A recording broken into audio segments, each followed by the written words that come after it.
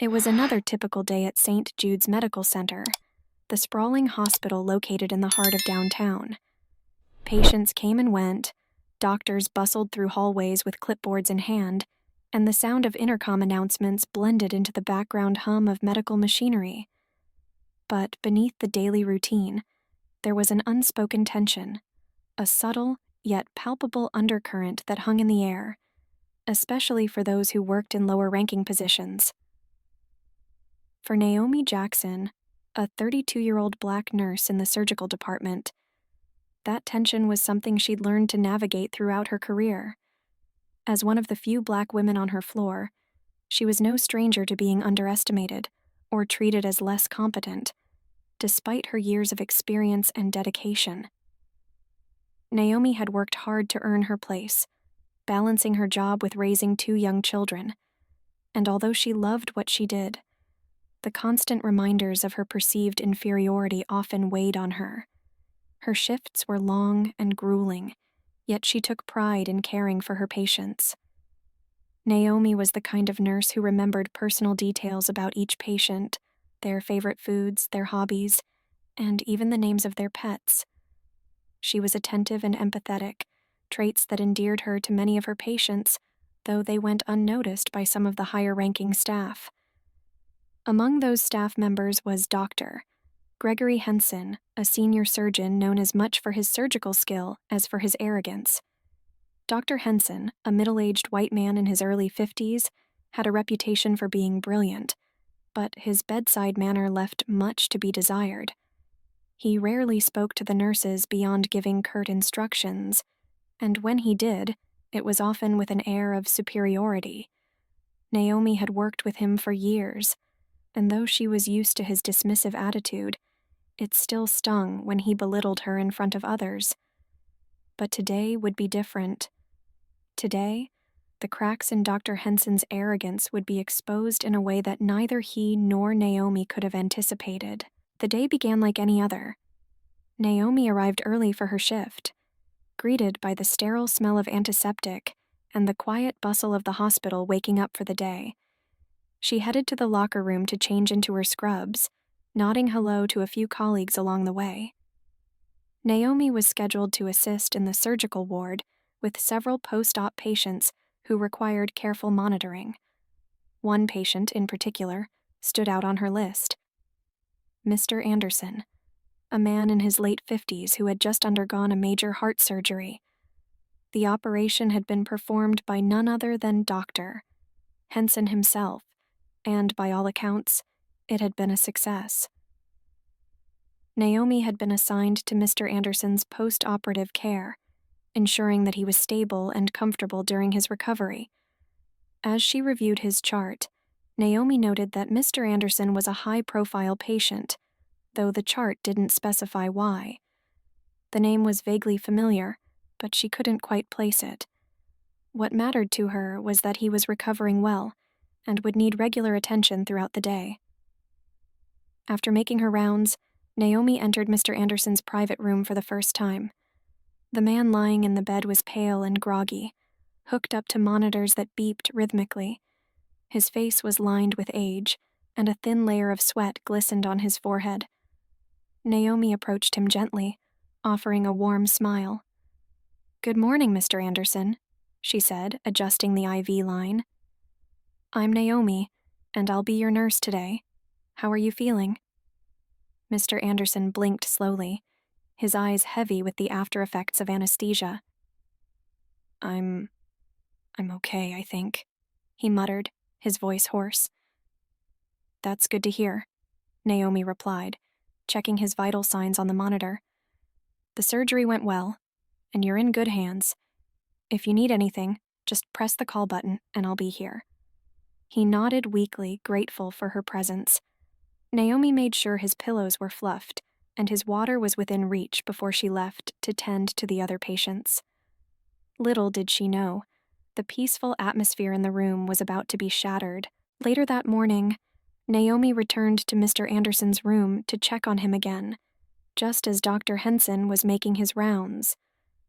She wasn't surprised to see the surgeon standing at the foot of the bed, clipboard in hand, speaking with Mr. Anderson in a low, authoritative voice. "The surgery went perfectly, just as I expected," Dr. Henson was saying. "You should be back on your feet in no time." Naomi stood at the doorway, waiting for a moment to slip in and check on the patient. She noticed that Mr. Anderson was listening, though he seemed distant. His brow furrowed slightly as Dr. Henson spoke. Dr. Henson glanced up and saw Naomi standing there, his expression immediately shifting from one of clinical professionalism to thinly veiled disdain. "What is it, Nurse Jackson?" he snapped, his voice sharp. "Can't you see I'm in the middle of discussing important medical details with my patient?" Naomi bit her lip, willing herself to remain calm. This wasn't the first time he had spoken to her like this in front of a patient. "I just wanted to check Mr. Anderson's vitals and make sure he's comfortable," she said politely, stepping into the room. Dr. Henson rolled his eyes, turning back to Mr. Anderson. These nurses always interrupt at the worst possible time. Honestly, sometimes I wonder if they even understand half of what we're doing here. But don't worry, Mr. Anderson. You're in the hands of the best surgeon in this hospital. We can't all be as qualified. The words hung in the air like a poisonous cloud. Naomi's face burned with embarrassment, and she felt the familiar weight of humiliation pressing down on her chest. She busied herself with the monitor, checking Mr. Anderson's heart rate, but she couldn't escape the sting of Dr. Henson's words. For a moment, there was silence in the room. And then, to Naomi's surprise, Mr. Anderson spoke. "Dr. Henson," he said slowly, his voice a little stronger now. "Do you always speak to your staff that way?" Dr. Henson, clearly taken aback by the question, blinked in confusion. "Excuse me?" Mr. Anderson's gaze was steady, despite his weakened state. "You're clearly a skilled surgeon, but it seems like you don't respect the people who help you. I don't appreciate that, especially when it's someone like Nurse Jackson, who's been nothing but kind and attentive." Naomi froze. She hadn't expected Mr. Anderson to come to her defense, and certainly not in front of Dr. Henson. The surgeon's face darkened, his jaw tightening. "With all due respect, Mr. Anderson, I think it's best if you leave the medical staff to do their jobs. Nurse Jackson is adequate at her duties, but I am the one in charge here." Mr. Anderson smiled faintly, a look of amusement crossing his face. "I see," he said, pausing for a moment. "I suppose you don't recognize me, do you, Doctor?" Dr. Henson frowned, his brow furrowing. "I'm sorry, should I?" "You should," Mr. Anderson replied, his voice calm but carrying an unmistakable weight. "I'm William Anderson, chairman of the hospital's board of directors." The color drained from Dr.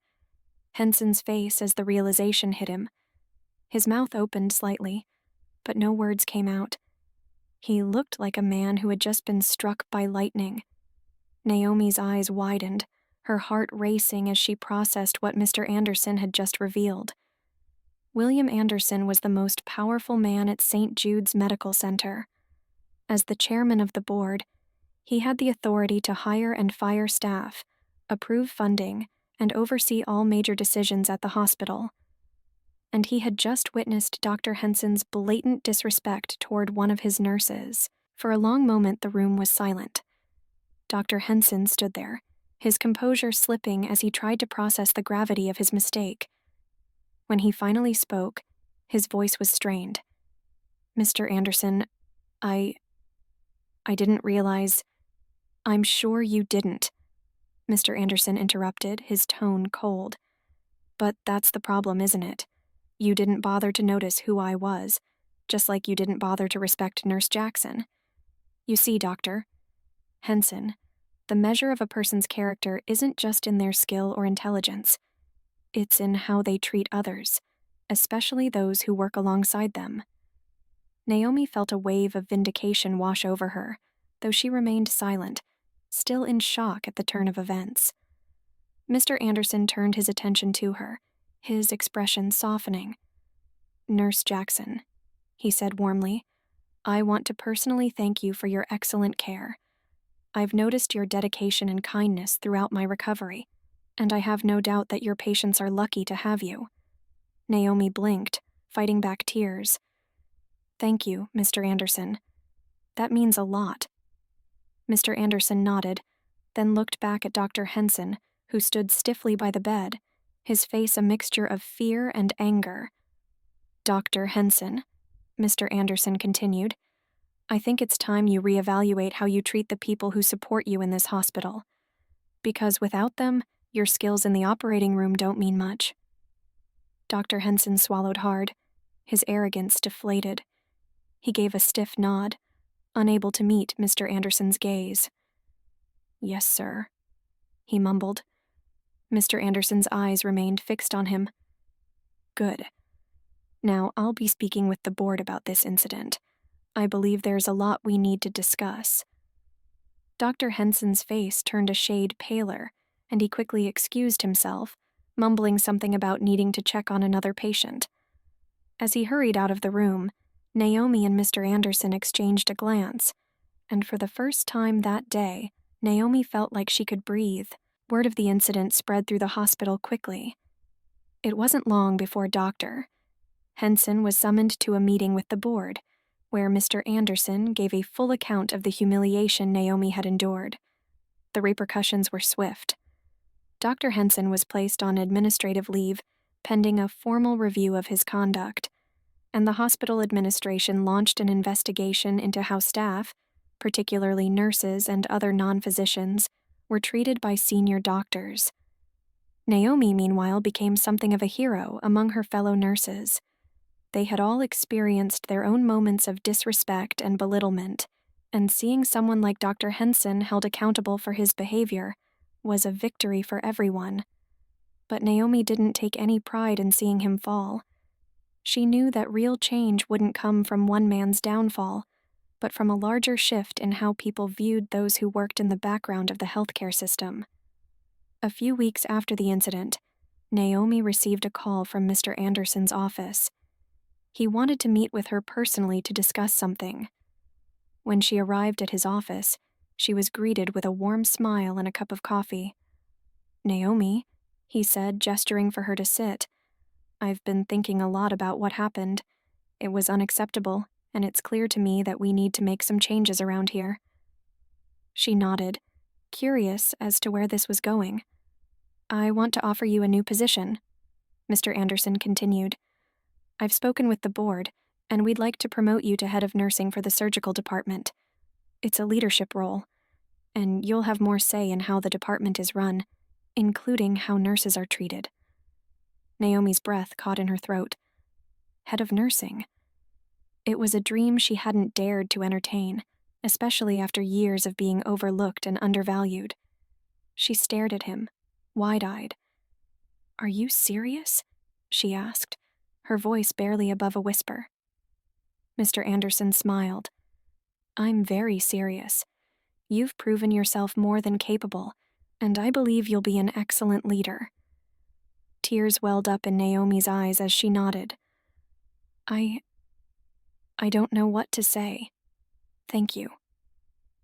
"No, Naomi," Mr. Anderson replied. "Thank you. For everything." Naomi accepted the position, and with it came new challenges, but also new opportunities. She was now in a position to ensure that the nurses in her department were treated with the respect they deserved, and she worked tirelessly to create a culture of kindness and cooperation among all staff members, from the doctors to the janitors.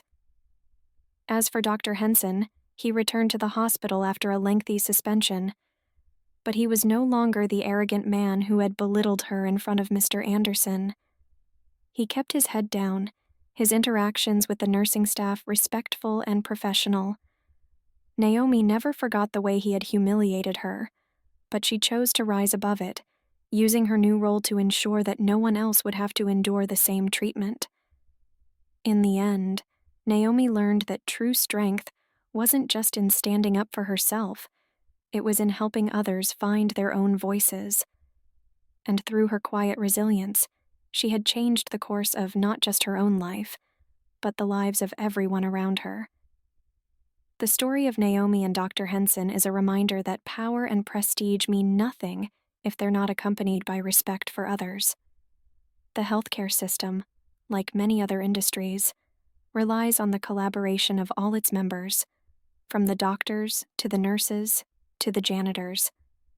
And as Naomi discovered, real change comes when people stand up for themselves and for one another, even in the face of arrogance and disrespect. Through her quiet strength, Naomi not only found her own voice, but became a leader who ensured that others were heard as well. And in doing so, she changed the very culture of the hospital, proving that humility and empathy are just as important as skill and intelligence.